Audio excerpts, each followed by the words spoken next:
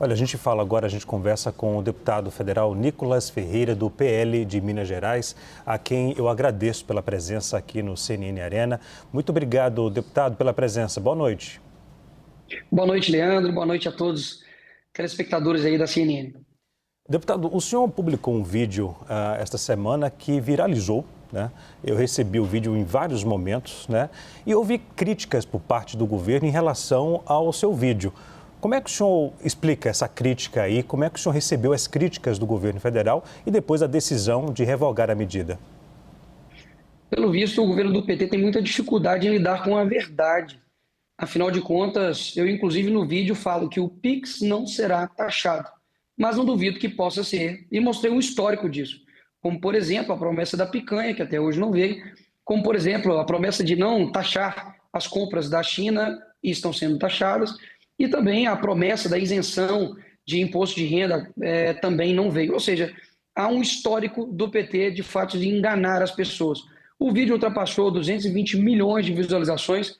Isso é muito mais do que um número, Leandro. Isso é uma demonstração fática de que as pessoas estão indignadas com um Estado que só toma dinheiro e não devolve isso para a população em formato de segurança, de saúde, de educação. Pelo contrário, tem aumentado os gastos da presidência, batido recorde, tem feito festas com dinheiro público, como a gente já fez, e principalmente sendo irresponsável com o dinheiro do contribuinte. E por isso que viralizou, porque é verdadeiro. Agora, deputado, autoridades falam que devem abrir um inquérito para poder investigar parlamentares que divulgaram fake news.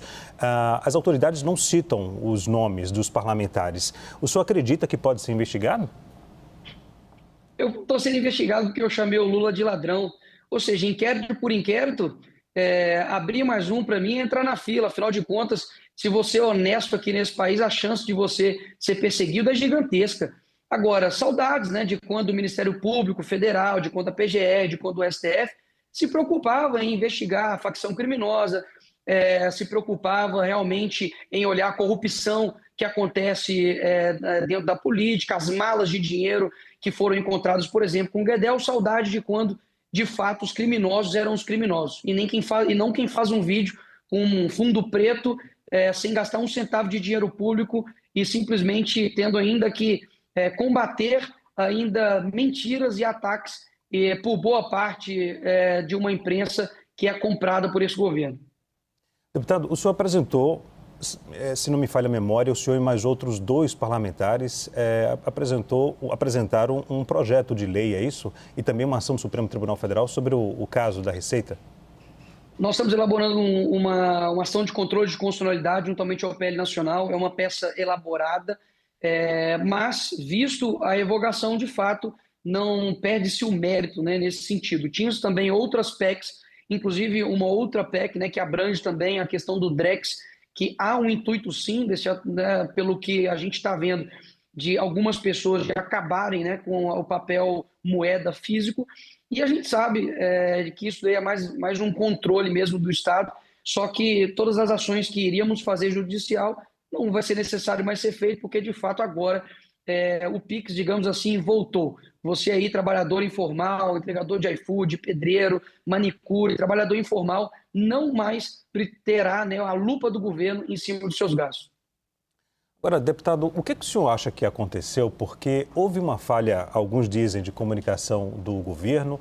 O próprio governo fala que não, que a oposição que disseminou fake news nas redes sociais, e isso fez com que a população não entendesse o que estava acontecendo.